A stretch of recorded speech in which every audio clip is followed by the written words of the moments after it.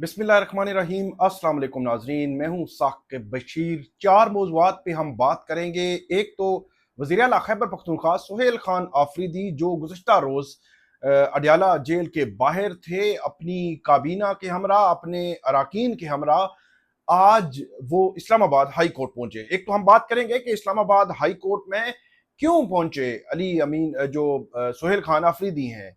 और इसके अलावा सुहेल खान आफरीदी ने जो बड़ा बयान दिया है, बड़ा स्टेटमेंट दिया है, वो है शेख वकास अकरम। उनके हवाले से शेख वकास अकरम ने गुज़श्ता रात को जो वसीम बदामी साहब हैं उनके प्रोग्राम में क्या कहा, जिसका जवाब आज सुहेल खान आफरीदी ने जो है वो धड़ल्ले से दे दिया।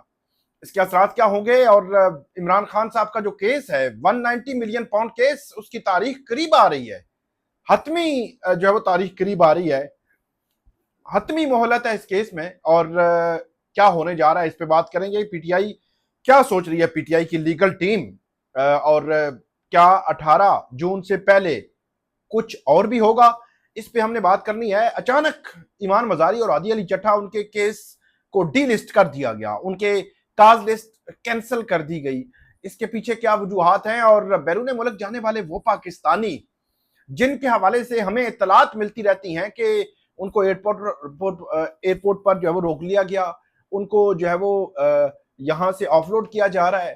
तो ये जो बढ़ते हुए ऑफलोड करने के वाकयात हैं, इनके तनाजुर में इस्लामाबाद हाई कोर्ट और लाहौर हाई कोर्ट ने फैसले दिए हैं।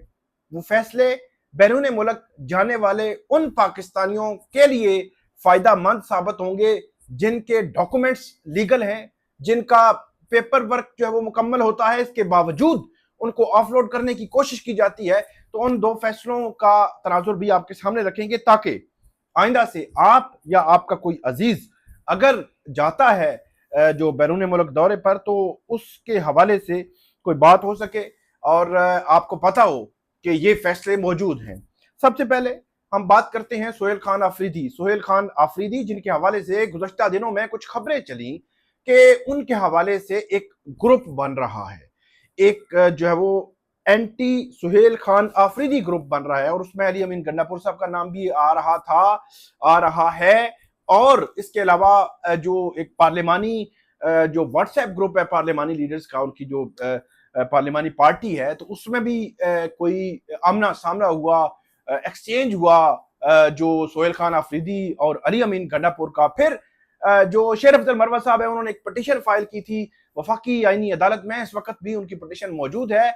उस पिटीशन में उन्होंने इमरान खान साहब सुहेल खान आफरीदी को हटाकर अली अमीन गंडापुर को वज़ीर आला खैबर पख्तूनख्वा बहाल करने की उन्होंने इस्तदा की थी, जिसकी तरदीद कर दी थी अली अमीन गंडापुर ने कि मेरा कोई ताल्लुक नहीं इस पिटीशन के साथ। लेकिन शेर अफजल मरवत साहब की पिटीशन में इमरान खान साहब पर बहुत संगीन इल्जामात लगाए गए थे। इल्जामात इस सेंस में जो पीटीआई के एंड से जो अगर आप देखें तो उन्होंने ये कहा था कि एक नाअहल और सजा याफ्ता शख्स कैसे किसी की नॉमिनेशन कर सकता है। तो इस तनाजुर में सी सूरत हाल जो है वो चलती चलती चलती कल अडयाला जेल के बाहर पहुंची।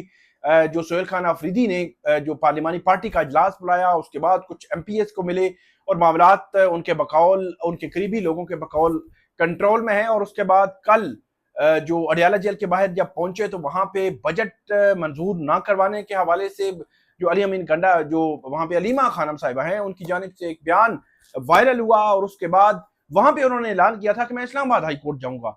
वहां से वो निकले और इस्लामाबाद हाई कोर्ट तो पहुंचे, लेकिन इससे पहले एक डिबेट पीटीआई के अंदर जनरेट हो चुकी है कि क्या इमरान खान साहब से मुलाकात के बगैर हमें अपना बजट मंजूर करा लेना चाहिए। तो ये 29 जून तक बजट जो है मंजूर करवाना होता है और ये एक आईनी जिम्मेदारी है। उससे पिछली दफा भी ये मामला हुआ था कि बगैर मुलाकात के हम बजट मंजूर नहीं करवाएंगे, ये बात हुई थी। लेकिन आखिर में पीटीआई की जो पार्टी है उन्होंने ये फैसला किया था कि आप बजट मंजूर करवा लें, अगर ये मुलाकात नहीं हुई थी इमरान खान साहब से। और ये बात हुई थी कि बजट के बाद इमरान खान साहब से मुशावरत कर ली जाएगी, लेकिन हमें लगता है कि बाद में भी कोई खास मुशावरत उस तरह नहीं हुई थी। अब की बात देखना है कि क्या 29 जून तक बजट पास हो जाएगा खैबर पख्तूनख्वा का, या पीटीआई को नया पत्ता जो है कोई खेलेगी। इसमें भी जो है वो सूरत हाल चल रही है, पीटीआई के अंदर एक डिबेट चल रही है। आज वज़ीर आला खैबर पख्तूनख्वा सुहेल खान आफरीदी इस्लामाबाद हाई कोर्ट इसलिए पहुंचे हैं कि क्योंकि बजट आ रहा है, उनका लीडर जेल में है और बतौर वज़ीर आला या अपनी पार्टी के लीडर के वो उनसे मिलना चाहते हैं। उनके जो वज़ीर खजाना है वो भी साथ थे, वो भी उनसे मिलना चाहते हैं ताकि इमरान खान साहब से ये चीजें डिस्कस की जाएं। तो इस एक पटिशन फाइल करने के हवाले से उन्होंने बात की थी। आज बायोमेट्रिक करवाया है, पटिशन फाइल किया है इस्लामाबाद हाई कोर्ट में और उसके बाद उन्होंने मीडिया टॉक की है और मीडिया टॉक में उनसे ये सवाल हुआ कि गुज़श्ता रात को वसीम बदामी साहब के प्रोग्राम में शेख वकास अकरम साहब से यह सवाल हुआ कि क्या 10 जून को पार्लियामेंट हाउस के बाहर पीटीआई धरना देने जा रही है। तो उन्होंने ये कहा था शेख वकास अकरम साहब ने कि धरने के हवाले से पीटीआई की पार्टी के अंदर कोई डिस्कशन नहीं हुई। इससे पहले भी वज़ीर आला खैबर पख्तूनख्वा या ये लोग जो है इन्होंने ऐलान कर दिया था, बाद में हमने इनका भरम रखने के लिए इनका जो है वो साथ दिया। ये बात उन्होंने की थी और यकीनी तौर पर यह बात उससे कंट्राडिक्ट कर रही थी, तसादुम कर रही थी सोहेल खान अफरीदी की उस जो है वो अब स्ट्रेटजी से या उसके ऐलान से, जो उन्होंने ऐलान किया कि हम जो है धरना देने जा रहे हैं। आज जब ये सवाल सोहेल खान अफरीदी साहब के सामने रखा गया तो उन्होंने बड़ा कैटेगोरिकली ये बात की। उन्होंने कहा कि शेख साहब जो है वो अगर इस एहतजाज में आना चाहते हैं तो वो आए, बाकी जो है वो किसी की वो सहूलतकारी हो या किसी की तरफ से वो जो कहते हैं कि किसी की तरफ से वो जो है वो ना खेलें। तो बुनियादी पॉइंट ये है कि जो शेख वकास अकरम साहब हैं उनके अगेंस्ट ये जो है वो बात की गई है सोहेल खान अफरीदी साहब की जानिब से और बरहमी का इजहार किया सोहेल खान अफरीदी साहब ने। ये जो बात का अंदाज है, जो अल्फाज का चुनाव है, ये बता रहा है कि जो सोहेल खान अफरीदी हैं उन्होंने बरहमी का इजहार किया। अच्छा, शेख वकास अकरम साहब ने एग्जैक्टली क्या कहा था वो मैं पढ़ देता हूँ। सोहेल खान अफरीदी की अपनी कोई हैसियत नहीं है, उनको इमरान खान ने नामजद किया था। नाराज अराकीन सूबाई असम्बली का जो खत आया उसकी कॉपी मुझे भी अरसाल की गई। इसमें जो तहफ़्फ़ुज़ात हैं वो इमरान खान की रिहाई के लिए मजीद कोशिशें करने के लिए हैं और सूबाई हुकूमत की गवर्नेंस के हवाले से तहफ़्फ़ुज़ात हैं। ये बात जो है वो इसमें जो है वो उठाई गई या ये बात जो है वो की गई और इसमें जो पॉइंट सोहेल खान अफरीदी उनकी जानिब से उठाया गया, वो जो अल्फाज थे वो ये थे कि सोहेल खान अफरीदी साहब की जानिब से ये अल्फाज जो उठाए गए कि अगर वो नहीं आना चाहते तो किसी के आलाकार ना बने। तो आलाकार क्या जो है वो शेख वकास अकरम आलाकार बन रहे हैं? तो बड़ा अहम सवाल है। पीटीआई की इमरान खान साहब की रिहाई, उन तक जाती मुआलज की रसाई, उनको हॉस्पिटल मुंतकिल करना, मुलाकातों का बहाल होना, पार्टी वोकला लीडरशिप, ये सब कुछ पीछे है। पीटीआई की लीडरशिप या पीटीआई खैबर पख्तूनख्वा के अराकीन वो सारे आपस में लड़ रहे हैं। और मैं अभी पढ़ रहा था, जो हमारे एक दोस्त हैं जो अडियाला में गुज़श्ता रोज मौजूद थे, तो उन्होंने भी लिखा कि ये भी एक बड़ा मामला है कि फैसला किसने करना है। वो कहते हैं कि अगर मुलाकात करते हैं तो अलीमा खानम साहिबा का उस पर एतराज आ जाता है कि मुलाकात आप ओपन करें, खुफिया ना करें। बजट के हवाले से अलीमा खानम साहिबा, फिर मुख्तलिफ मामलात में अलीमा खानम साहिबा और पार्टी के अंदर कन्फ्यूजन, फैसला साजी का जो है फुकदान किसी न किसी सूरत में नजर आता है। तो ये एक सिचुएशन है, एक कन्फ्यूजन है जो पीटीआई की लीडरशिप के अंदर हम देख रहे हैं। लेकिन यहाँ पे सोहेल खान अफरीदी, शेख वकास अकरम, उन पर काफी हमें जो है वो बरहम नजर आए और बड़ा क्लियर लाइन ली शेख वकास अकरम के खिलाफ, जो पार्टी के सेक्रेटरी इत्तलात है। तो अब देखते हैं कि फर्दर इसमें आज क्या होता है। शेख वकास अकरम बोलेंगे, फिर सोहेल खान अफरीदी या बैरिस्टर गौहर अली खान वो इंटरवीन करेंगे और बयानबाजी रुकवाएंगे। ये अब देखने वाली बात है। आगे बढ़ते हैं। एक तो इमरान खान साहब का जो केस है 190 मिलियन पाउंड केस, 18 जून को चीफ जस्टिस सरफराज ढोगर और जस्टिस मोहम्मद आसिफ के बेंच में लगा हुआ है। उसमें अदालत ने ये कहा था कि जो अडियाला जेल के हुकाम है, कोई भी अगर वकालतनामा साइन करवाना है किसी ने तो वकालतनामा जाके साइन करवा लें। लेकिन उन्होंने जो वकालतनामा साइन कराने का कहा था वो सिर्फ इस्लामाबाद हाई कोर्ट की हद तक था। बाकी अगर कोई वकालतनामा कराना है तो वो जाएं, अपना करवाएं। तो बहरहाल वो स्पेसिफिक क्योंकि कर दिया गया था और साथ ही ये लिखा गया था कि इमरान खान साहब और बुशरा बीबी इस हवाले से अपने वकील कर लें। अगर वो वकील नहीं करेंगे तो हम जो है वो अवेलेबल जो रिकॉर्ड है उसके मुताबिक फैसला कर देंगे। तो आज 3 जून है, 18 जून को ये समाअत होनी है। इसलिए मैं ये कह रहा हूँ ये करीब आ रही है क्योंकि ये भी हो सकता है कि जो रिकॉर्ड है उस पर फैसला कर दिया जाए, फिर पीटीआई वो देखती रह जाए। तो सुप्रीम कोर्ट ऑफ पाकिस्तान में जाना है या वफाकी आईनी अदालत में जाना है 30 अप्रैल के उस ऑर्डर को चैलेंज करने। पीटीआई की लीगल टीम इस हवाले से अभी सोच विचार कर रही है। खालिद यूसुफ चौधरी अडियाला जेल में गए थे, लेकिन उन्होंने वकालतनामा साइन कराने की कोशिश की 190 मिलियन पाउंड केस के 30 अप्रैल के फैसले को चैलेंज करने के लिए, तो वो वकालतनामा उनके बकौल अभी तक दस्तखत नहीं हुए। तो ये एक आईनी अदालत है इस्लामाबाद हाई कोर्ट, जिसकी जुरिस्डिक्शन में है अडियाला जेल, और उसी अडियाला जेल में इमरान खान और बुशरा बीबी कैद है। इस्लामाबाद हाई कोर्ट ने यह तो कह दिया कि इस केस में, जो केस यहां पे पेंडिंग है, उसमें तो वकालतनामा दस्तखत करवा के आप दे दें, लेकिन इस्लामाबाद हाई कोर्ट ने क्यों ओपन ऑर्डर नहीं किया कि जितने वकालतनामे चाहिए आप दे दें। ये जो राइट है किसी भी कैदी का कि वो किसी भी फोरम पर अपना केस जो प्लीड करे, अपनी उस केस की पैरवी कर सके। बहरहाल ये अब आईनी अदालतें हमारी जो है वो ऐसी ही काम कर रही हैं। तो ये एक मामला था। फिर एडवोकेट ईमान मजारी और हादी अली चट्टा, जिनको 24 जनवरी को सजा दी गई थी, 23 जनवरी को सरीना होटल के बाहर से उनको कचहरी जाते हुए गिरफ्तार कर लिया गया था।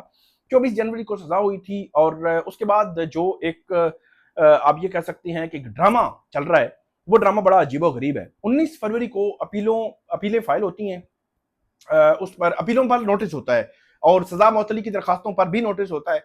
25 या 26 फरवरी को जल्द समाअत की दरखास्त दायर होती है कि सजा मुअत्तली, अपीलें तो बाद में सुनी जाएंगी, सजा मुअत्तली की दरखास्तें जल्द सुन लें। फिर 27 फरवरी को जो जस्टिस मोहम्मद आसिफ हैं वो कहते हैं कि मैं फाइल चीफ जस्टिस को भेज रहा हूं, वो बेंच चेंज करेंगे। 27 फरवरी से लेकर 12 मई तक चीफ जस्टिस सरफराज जोगर साहब उस पर ना बेंच तब्दील करते हैं, ना केस फिक्स करते हैं। 11 मार्च को एक और अर्ली हियरिंग की दरखास्त दायर होती है, तो रजिस्ट्रार ऑफिस कहता है कि क्योंकि आपकी पहली भी अर्ली हियरिंग की दरखास्त पेंडिंग है, तो इसलिए नई दायर नहीं हो सकती। उसके बाद ये सुप्रीम कोर्ट चले जाते हैं, और सुप्रीम कोर्ट 12 मई को कहती है कि 2 हफ्ते यानी कि 14 दिनों में इस केस का फैसला करे सजा मुअत्तली की दरखास्तों का, इस्लामाबाद हाई कोर्ट। और आज 3 जून है, और 3 जून तक ये दिन बनते हैं 12 मई से तकरीबन जो है वो 19 और 3 22, आज 22 दिन हो गए हैं। 14 दिनों की बजाय आज 22 दिन हो गए हैं, और इस्लामाबाद हाई कोर्ट में ये केस एक अब स्टेप भी आगे नहीं बढ़ सका। और कल समाअत होनी है, यानी कि 23वें दिन, तो 23 दिन कल हो जाएंगे। तो कल समाअत होनी थी, तो काज कैंसिल कर दी गई है। जस्टिस आजम साहब जो है वो किसी कोर्स पे हैं, तो कोर्स की वजह से कैंसिल हो गई है, तो 23 दिन कल हो जाएंगे। और फ्राइडे का आप डाल दें, क्योंकि फ्राइडे वर्किंग डे नहीं होता, तो 24, सैटरडे 25, और जो है वो संडे 26 दिन हो जाएंगे। तो अगर मंडे को केस फिक्स हो तो वो 27वां दिन होगा सुप्रीम कोर्ट के ऑर्डर के बाद, कि सुप्रीम कोर्ट ने ऑर्डर दिया था 14 दिन का, तो 27वां दिन होगा मंडे को भी, अगर केस जो है फिक्स हो जाए। और अगर जमा तफरीक भी करें, तो ये एक बड़ी अजीब सी सूरत हाल है। एडवोकेट ईमान मजारी और हादी अली चट्टा, जिनका ट्रायल बड़ी जल्दी से किया गया, तेजी से किया गया, उनको फेयर ट्रायल दिए बगैर उनको जेल भेज दिया गया, और अब उनके सजा मुअत्तली की दरखास्तें सुनी ही नहीं जा रही, और वो केस आगे ही नहीं बढ़ रहा, स्टेप बाय स्टेप रुक रहा है। तो बहरहाल ये एक अजीब सी सूरत हाल है। आगे बढ़ते हैं। जो बैरून मुल्क लोग जो जा रहे हैं, हमारे यहाँ से बैरून मुल्क पाकिस्तानी ओवरसीज हों, या पहली दफा कोई जा रहा हो, दूसरी दफा, चौथी दफा जा रहा हो, किसी भी मुल्क में जा रहा हो, तो उनको बहुत सारे मसाइल का सामना जो है वो रहा है, और बहुत सारे मसाइल का सामना है।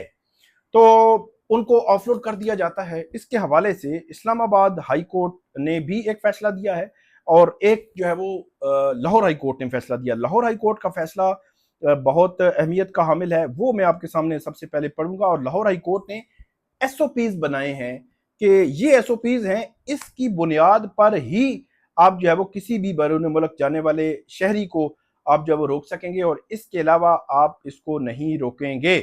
तो इसमें जो लाहौर हाई कोर्ट है वो ये कह रही है, किसी भी मुसाफिर को ऑफलोड करते वक्त अफसरान को तफसीली और बामाना वजूहात तहरीर करना होगी।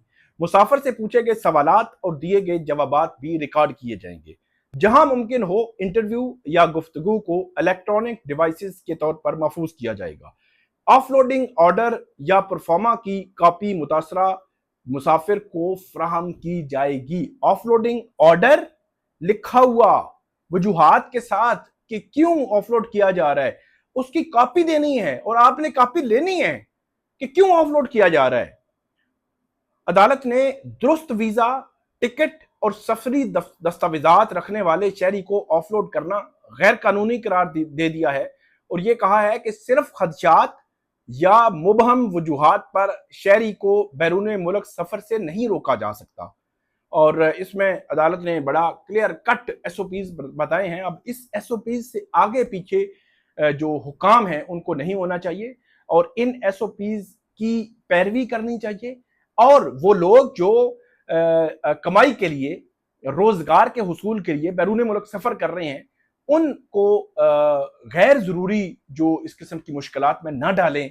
एक तो इस मुल्क में रोजगार नहीं है, जॉब्स नहीं है, बिजनेस उस तरह आप नहीं कर सकते, तो अब अगर वो पाकिस्तानी बड़ी मुश्किल से जमा पूंजी इकट्ठी करके बैरूनी मुल्क जा रहे हैं तो उनके सर आप क्यों हो रहे हैं? तो ये खुद भी हमारे हुक्काम को, FIA हुक्काम को सोचना चाहिए। तो बहरहाल ये इस लाहौर हाई कोर्ट का ऑर्डर आया है, इस ऑर्डर को इम्प्लीमेंट करना है। इम्प्लीमेंट होगा या नहीं होगा ये आप जो है वो देखेंगे। आपको मजीद भी हम अपडेट करते रहेंगे। हमें इस वीडियो पे फीडबैक दीजिएगा, कमेंट कीजिएगा। बहुत शुक्रिया।